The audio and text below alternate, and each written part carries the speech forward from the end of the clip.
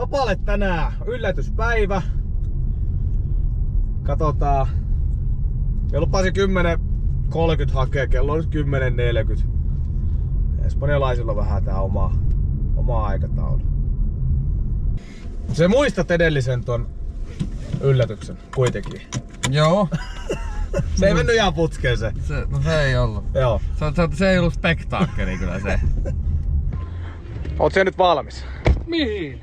Mie vien sut paikkaan, missä ei oo kumpikaan käynyt. Tää vaatii nyt tää käynti vaatii avointa mieltä ja uusia mahdollisuuksia. Niinku huomaat, me on ruvennut laittaa sinun lempikanavankin tänne, voidaan laittaa vähän volyymeekin vielä. Ja ei muuta kuin lähdetään ihmettelemään. Katsotaan. Ja näin ollaan saavuttu minne? Miu, kissakahvila. Mulla on vaan kissoiden allerginen. Ei se haittaa. Sieltä löytyy kirpputori ja sieltä löytyy kahvila. Tiedätkö nyt miksi minä toin sinut tänne? No. Tässä on tää adoptiopuoli ja sitten täällä on kahvilapuoli. Niin se rupeat kuitenkin olla jo semmosessa iässä, että perintöasiat on niinku kunnossa. Mut se kodin hengentäärä puuttuu. Tässä. Kissa. Niin. Se vihaa kissa. Tää on yksi vaihtoehto. Ne sanoo, että avoin mieli. Joo. Anna mahdollisuus. Joo. On muuta sekin mukavaa, että minun allerginen kissa. Hyvä idea tämä kissakahvila. Onks mitään hajua mihin mä Ei. Ei mitään hajua. Mikä mutteri sulla on tossa? Se on luultavasti tippunut tosta kameratelineestä. Aha. No sen sijaan kuulin teille töissä, että me ollaan lähes Imatralle kuitenkin. Kuulitko? Tajusit sä sitä? Kun mulle tuli puhelu.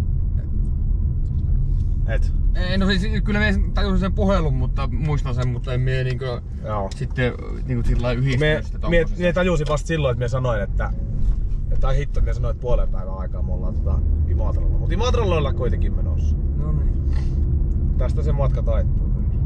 Joo.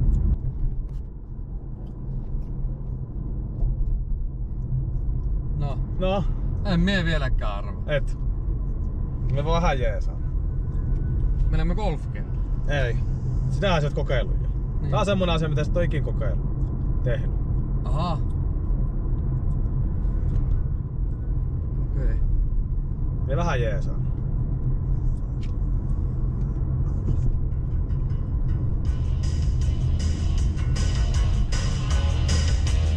Moro muus. Minun nimi on Maverick. Ei vieläkään! Ai saatana! Ei vieläkään! Ei. En mieti, että mikä tämä biisi. Et tiedä. Ei. Top Gunista. Niin onkin muuten joo. Me lähdetään lentämään. Ai jaa. Siis kun ai mennäänkö Norjan lentokoneella? Ei, me mennään Porin lentokoneella. No siis mie mietin sitä silloin, kun mie sanoin sulle siitä. Ai niin kuin minä sanoin sinulle, että minä olen nähnyt mainoksen. Ei kun sitä, kun mie sanoin jotakin, kun se meni se purjelentokone. Nee. Kun sä kysyit, että... tai mie sanoin, että mie en ole koskaan ollut tuommosessa. Niin sitten mie siitä aloin miettimään, että voisiko se olla se, mutta sitten mie ajattelin, että no ei se, että se olisi niinku liian jotenkin ilmeinen, että jos se on se, tai niinku sillä lailla, että se ei ole varmaan se. Imatra ilmailukerho kuule otti minun yhteyttä just silloin, kun sinä kysyit sitä. Tai puhuttiin siitä. Joo. Sattui niinku just hyvin. Joo. Minä sanoin sitten, että hei, minulla on kaveri, mikä ei ole ikinä ollut kyyvissä. Minä olen ollut kyyvissä. Joo. Niin onnistuisiko tämmönen? Ja sanoin, että no tuohan on aivan loistava idea, että onnistuu totta kai. No. Ai vittu, Purjelentokone kyytiin. Vittu mikä mäkkyrä.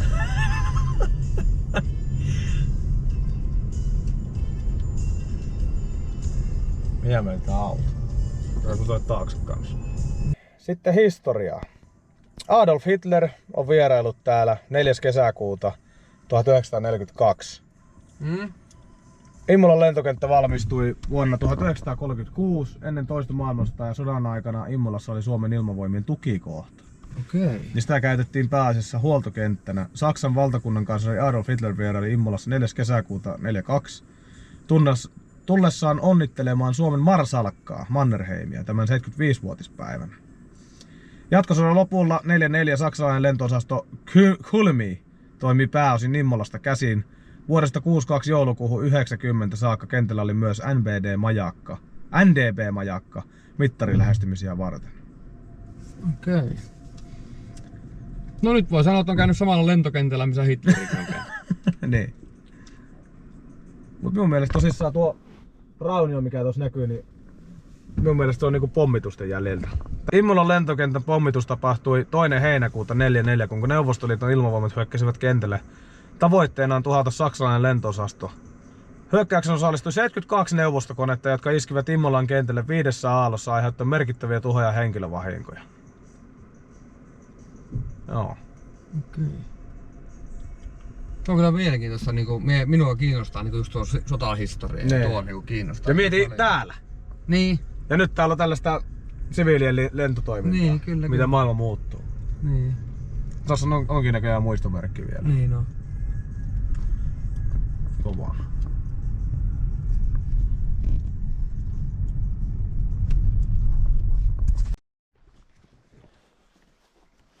Nyt tultiin käymään... Oota, mikäs tän nimi nyt oli? Niemilammella. Täällä on tullut kuule monet kerrat saunottu. Onkohan meidän liani vielä voimissa?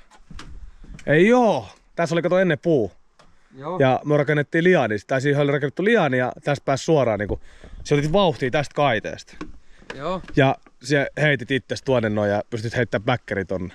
Niin. Kokeilehan vettä, on muuten lämmintä. Niin. On.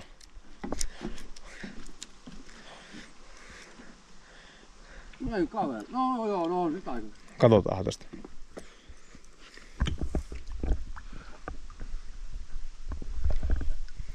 Näin se kauhean lämmintä on. 18. Kylmempää kuin tuolla.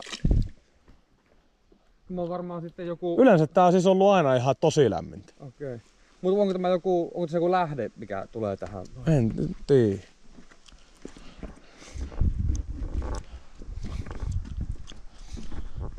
Meillähän kävi siis kerran, minä voin kertoa pienen tarina tuokin. Me kävi siis kerran silleen, että me tultiin tänne kato pyörillä. Joo. Me ei oltu vielä muistaakseen mopoa iässä. Ja tultiin tänne saunomaan. No. Lammela avasi oveen ja saunottiin, lämmitettiin sauna ja niin poispäin. Käytiin uimassa ja vähän vilvoteltiin tässä näin. Ja sitten tiedätkö, kun kylmä kuuma, niin ovi meni kiinni. Ja me oltiin munasilleen tässä. Joo. No mitäs sitten? Ovilukko. Ovilukko. Joo. Meillä ei ollut mitään muuta kuin fillarit. Ajettiin alasti tonne Rajavartiostolaitokselle. Sitten siellä oli, katsottiin niinku, että joo, et ei oo niinku yhtäkään autoa pihassa, että kyllähän nyt kameroista näkee, että missä me ollaan. Joo. Munasilta ajeltiin tonne sinne, missä oli auto pihassa. No sit se sattuikin olemaan, siis siinä luki jotakin, että valvonta tai tämmönen, niinku siellä oli joku. Ja lainattiin puhelinta sit sieltä ja ei muuta kuin sitten takaisin alasti taas kiitotietä pitkin mummokonkeudelle tänne ja meille tuli avaamaan ovi. Oli kylmä. Se oli oikeasti, siis lunta oli ihan kunnolla ja niin poispäin, mutta se on niinku jäänyt mieleen. Joo. Tuo on hieno. Joskus olisi kiva kuule verestää muistoja taas täällä. Tossa me ei olla ikinä silleen oltu. Joo. Tossa on niinku semmonen oleskelutila tai en tiedä pystyykö siellä nukkumaankin. Mutta... Joo. Nää on niinku Imatra ilmailukerho tiloja. On kyllä hieno paikka. Joo, kyllä me voisin kerhomaksun maksaa pelkästään, että tulisi tänne ja ei lentäisi minuuttia. Niin. Ja Kiitorantana toimii siis tää pienkaistalet tässä. Joo, tästä kun Vintturista lähdetään, niin tää kaista riittää, että me ollaan ton kaistan päässä jo ilmassa. Ja siinä tää kiihtyy aika nopeasti, että 3 sekunnissa 100 sen. Okay. Se on hirveän pitkä Joo, ei se ole, mutta se on tuolla jo ilmassa. Siis meillä oli Robbo, että se on vitsi, kun sä sanoit, että... No. Ai niin, että se lähtee niin, tästä. että se lähtee tasamatkalle. Okei. Joo, siinä niinku... Mutta sehän pitää nousta sitten hirveän nopeasti niinku... Alku mennään loivasti. Joo. Sitten kun päästään vähän pidemmälle ja tuohon puurajan yli sit lähdetään niinku kiristää, että sitten ollaan niinku, otetaan sitä nousua. Niin, mutta tässä alussa, kun ollaan vielä matalalla, niin täytyy niinku huolehtia siitä, että pysyy turvallisena tää kyllä. homma. Että alku vähän loivemmin ja sitten. Joo. Mut 500 metriä me päästään todennäköisesti tässä alle minuutissa. Mites sitten se tärkein kysymys tietenkin? Onko teillä omat call signit? Mie keksin jo itselle nimittäin oman. El Matador. Noniin, kyllä, voidaan käyttää sitä. Joo. Ja se on El Pappa. No niin, se oli. Kyllä. Onks teillä omat? Ei kai meillä. No on. On, mutta ei saa kertoa kameralle. Hefe. El Hefe. Se on hyvä kans. Noniin. Eli nyt käydään sitten läpi turvallisuutta ja Joo. tällaista ja sitten... Ennen kuin lähdetään lentämään, niin huolehditaan silleen, että myöskin sen osalta pysyy turvallisena. Eli ensin... Pitäisikö kertoa yksi vitsi väliin? No. Minkä takia insinööri ei syö suolakurkkuja? No. Kun pää ei mahu purkkiin.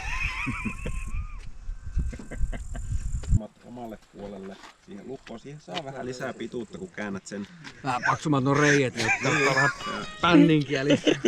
Mitä maksaa, kun koneet lähde liikkeelle? Niin tossa on ihan kaiutin vai? Joo. Ja se tulee siitä sillä juuri näin. Ja tämä siis koulukoneessa vielä pakollinen varuste, tämä laskuvarjo, mutta jos lennät yksin, niin ei ole. Okei. Takavuosina se oli pakollinen. Mutta nyt ei ole pakkoa, jos et halua pitää. Niin... Ootko joutunut itse ikinä käyttämään? En ole joutunut, eikä Immolassa ole ikinä purjekoneesta hypätty. Väline. Mut jos sä aukaset tän niinku lennosta, kun tääkin on näin päin, niin lähteekö tuo sit vaan niinku irti tuo? Lähtee, joo. Okei. Joo, nämä on silleen niinku suunniteltu.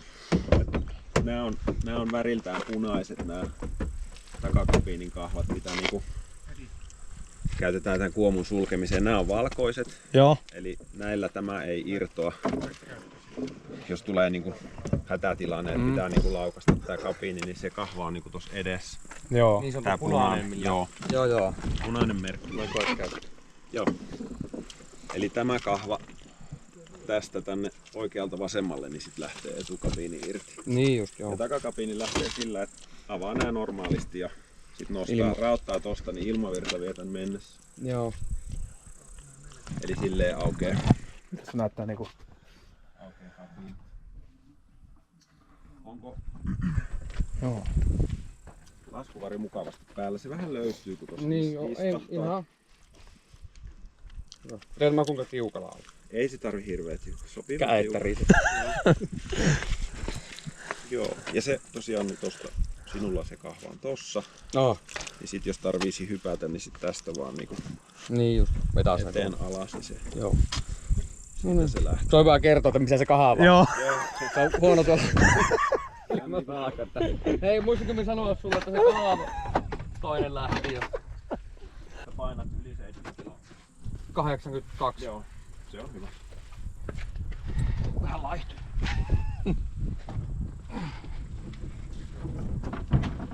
Joo. Sitten kun saat sen siihen alas. Katsotaan, että voi olla, että joudutaan vähän säätämään noita polkimia eteenpäin, että saa. No kyllä siinä siihen varmaan mahtuu. Joo. Katsotaan, mä vedän tosta, niin nyt kun työnnät vähän jaloilla, niin se lähtee se poljin paketti liikkumaan sinne, kun laitat jalat siihen. Noin. Joo, niin. Saat vähän lisää tilaa sinne. Joo. Onko hyvä? Oh. Joo. Noniin. Danger zone. Soi vaan. Vielä. No jos kokeillaan. Otetaan tuohon. Saat kabiini kiinni, niin katsotaan, että sinä sinne mahdut. Joo, hyvin. Hyvin mahtuu. Menee siis sillä lailla, että 3 asiaa. Ensin, jos sanon, että nyt hypätään, niin ensin kuomu.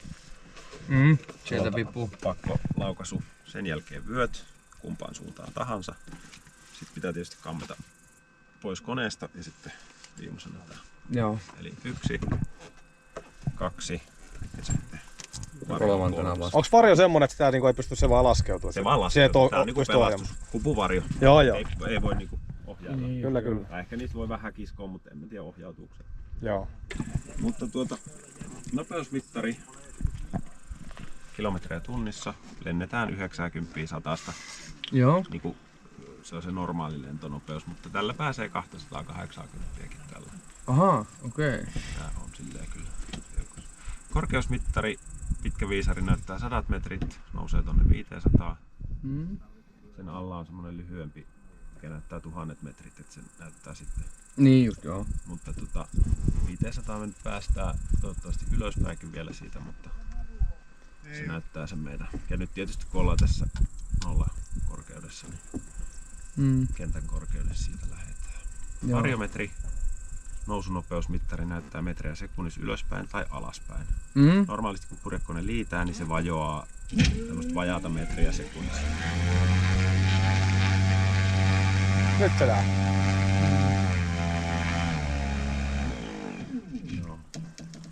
Sitten meillä on sähköinen varjometri, sama asia. Ja sitten siihen on tämmönen niinku karttanäyttöinen laskin. Joo. Kompassi, radio. Tää Flarmi on sellainen, tää näyttää muut purjekoneet. Vähän semmoinen niinku törmäyksen esto. Joo. Tää varoitusjärjestelmä. Perustuu GPS. Joo. Ja ohjaimista ohjaussauva. Minä liikutan, mutta voidaan lentää yhdessäkin jos haluat. Eteenpäin nokka laskee, nopeus kiihtyy, taaksepäin kun vedetään, niin nokka nousee ja nopeus hidastuu. Tällä kallistuu ja polkimilla sitten käännetään niin kuin nokan suuntaan. Joo. Lentojarru, tätä käytetään laskussa, liikkuu taakse, älä pidä sormia tuolla välissä. Joo. Ja sitten kun irrotetaan hinauksesta, niin tuosta vielä avataan hinausketkin pari kertaa, että se varmasti on irronnut. Jos Ja tosiaan jos tarvii jalkoja säätää eteenpäin, niin tämä on ihan tuntuu. Joo. Jos tarvii jos tulee paha olo tai tarvii ilmaa, niin tästä voi sieltä puhaltaa. Ja Sitten vähänkin jos tulee huono olo, niin sano heti vaan. Samu antaa tuolta muovipussi sangat korvista roikkumaan.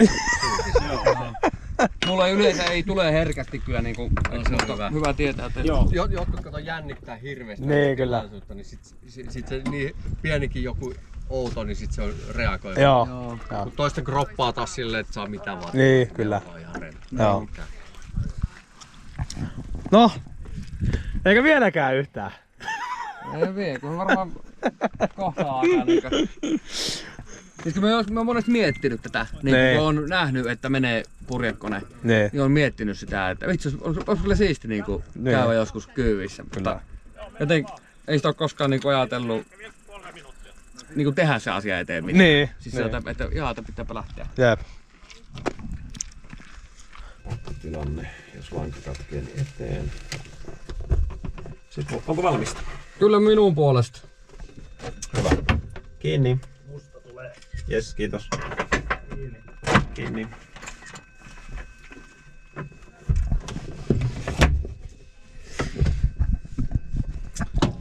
Hyvä. Tosiaan niin kiihtyy nopeasti. Joo. Se nousukulma on sitten alkuun loiva, sitten jyrkennetään ja minuutissa 500 metriin. Minä ilmoitan radiolla, että me ollaan valmiita. Jep. Ja sitten vinttaaja tietää alkaa meitä vinttaa. Ja se vinttaaja on jossain tuolla... Se on tuolla Kiitotien toisessa päässä semmoisessa vanhassa kuorma-autossa, missä on 2 kelaa ja se lähtee sitten Kelaan. Niin just, joo. Joo, että on Kelan narulla vetämä. Okei. Imola liikennepurjekone 1047 Vintturi startti, Kiitotie 19 Kiristä.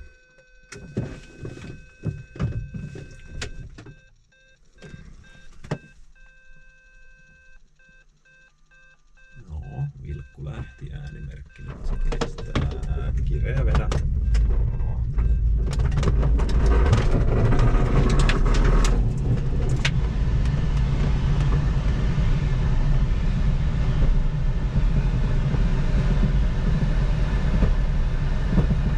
Näin.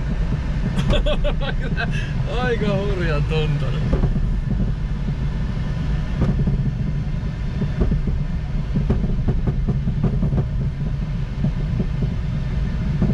Nyt on jo 300 metriä.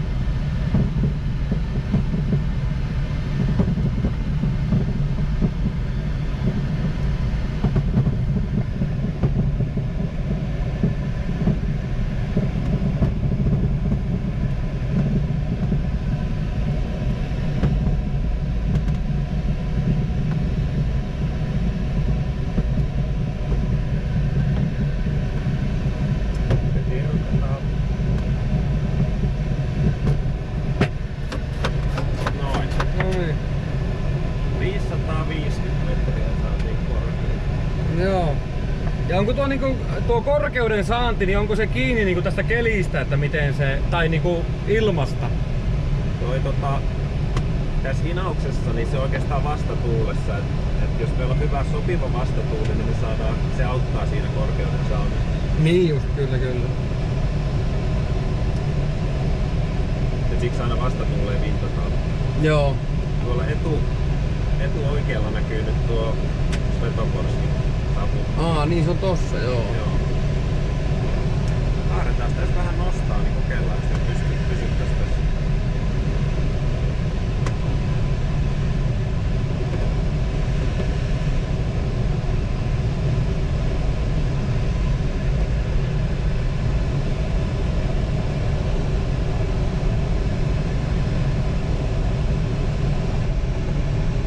Voiko tällä niinku sillä, että kun tässä on se noste, niin voiko tällä nyt lentää johonkin paikkaan muualle ja sitten tavallaan siellä taas niinku sitä nostetta? Joo, siihen tää vähän niinku se homma ajatus on, että nyt pitäisi katsella sitten. Pilvet osoittaa aika hyvin sen noston. Se noston niinku päättyy, tai se pilvi muodostuu siihen noston niinku yläosaan. Kun se kosteus ja lämmin ilma nousee, niin sitten se tiivistyy sitten. Joo. Kun ilma tietysti jäähtyy noustessaan, niin kato se on nyt meidän korkeudella. Niin se pilvistä pystyy katsoa vähän, että missä se voisi olla seuraavassa sitten hyvä nosto tai sitten maa. Joo. Nyt kun ollaan jo maanmerkeistä, että nyt tämmöiset lämpimät niin kuin tehdasalueet, ampumaradat, kallioiset, metsät ja hiekkakuopat, niin niistä lähtee sitten yleensä, kun se ilma lämpenee, niin niitä tästä pitää vähän sitten tähystellä. Ja sitten kyllä tämän pystyy matkaakin lentämään aika pitkiäkin matkoja Suomessakin, että 1000 kilsan matkojakin on lennetty. Ahaa, me olisin just kysyäkin, että mikä on niinku teillä tai sulla vaikka niinku pisin? Minä olen lentänyt joku 300 kilsaa. Okei.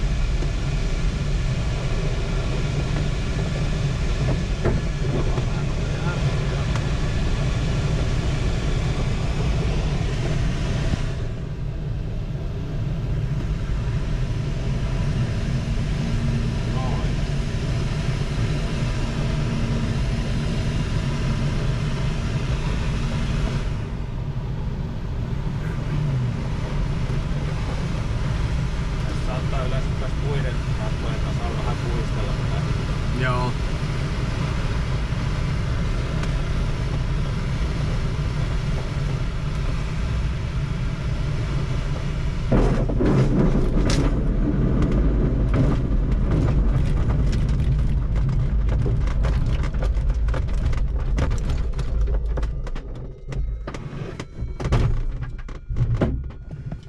Nonni. Noin.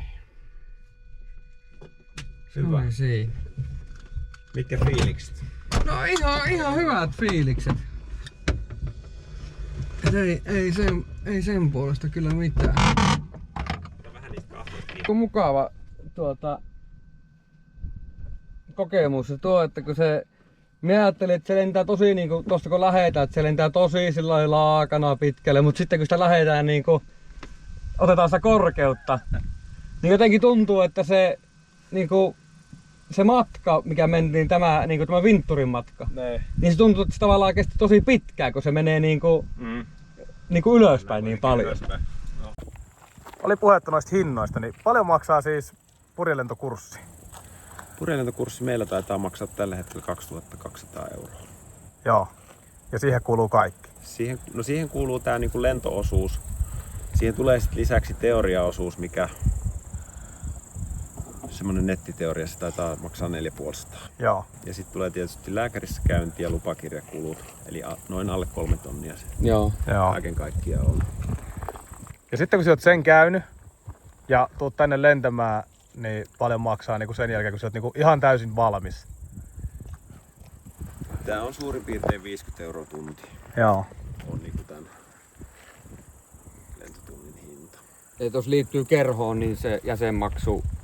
Jäsenmaksu ja ilmailuliiton jäsenmaksu on noin 100 € vuodessa. Joo. Eli saman verran kuin vertaisi niin kuin vaikka golfin jäsenyyteen. Niin, kyllä. Kyllä.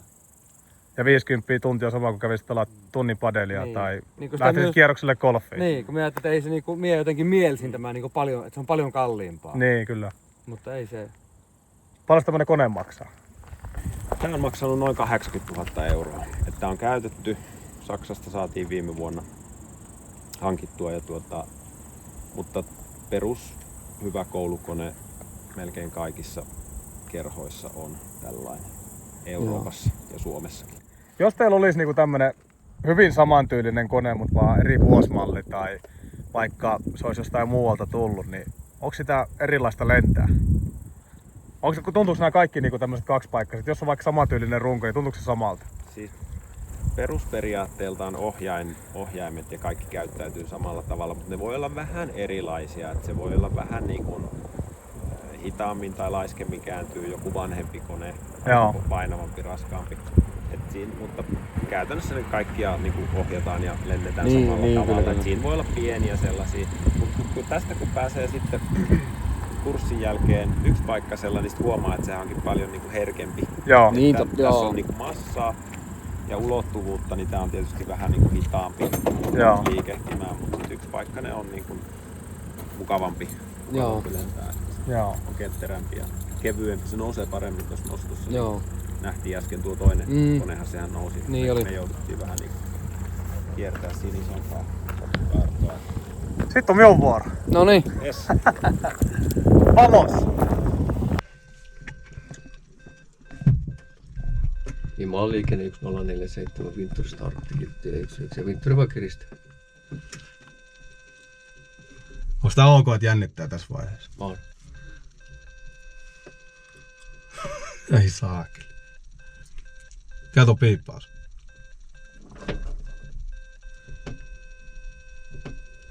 No, kireä vedä. Noniin.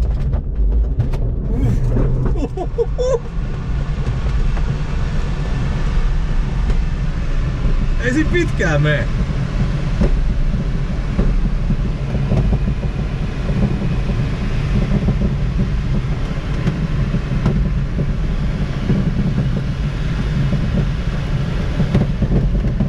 Terve!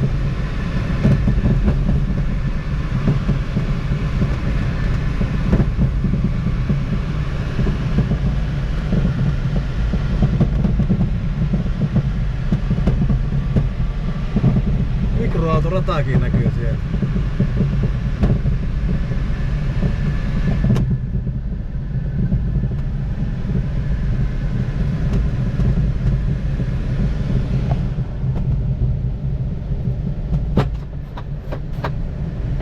Nyt se irro. 5 metriä korkeutta se on. Kotikonnut näkyy siellä. Imatra Monaco, Raution kylä. Rampton.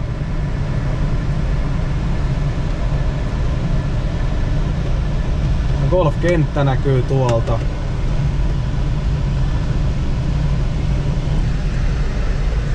Mistä tää on siistiä, kun tästä ei kuulu mitään ääntä. Ei niinku minkään näköistä, ihan tommonen pien suhina vaan. Eli meillä on vauhtia on nyt 110. Ja korkeutta 520 niinkö? 420. Okei. Ja sieltä niinku siis se veikkaat suunnilleen missä se niinku tuuli on kokemuksesta. Ei veikata, tiedetään. Niin siis tiedetään, kyllä, nimenomaan. Mistä sä tiedät sen?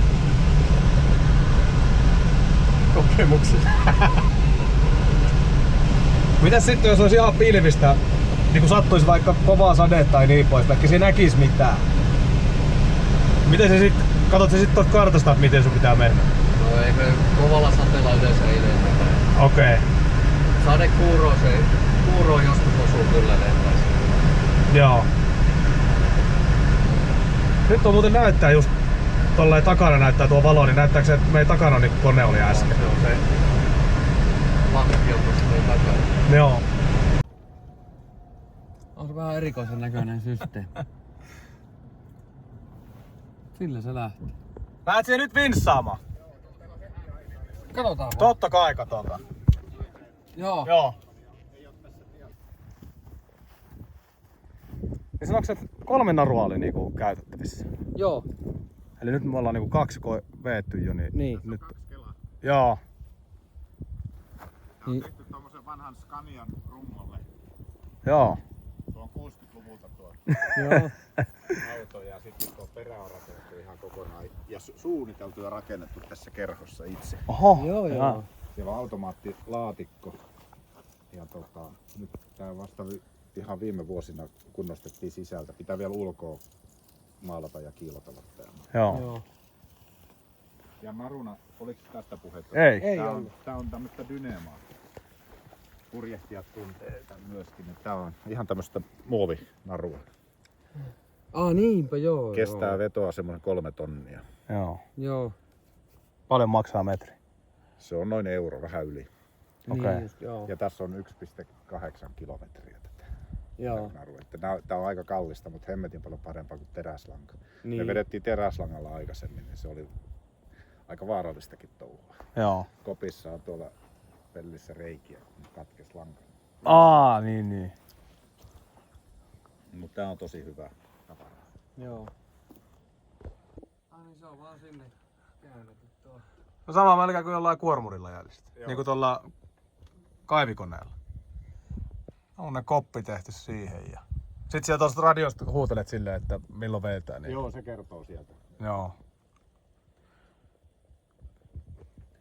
Pyytää kiristää ja sitten vedää. Ja sitten kun mä laitan käyntialan vetämään, niin te voitte olla tuossa autojen tasalla. Joo.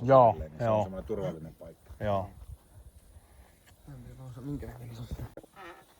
Ilmastointia siinä ei ole, mutta on kuitenkin puhalle. Ilma liikkuu tarvittaessa. Niin. Joo.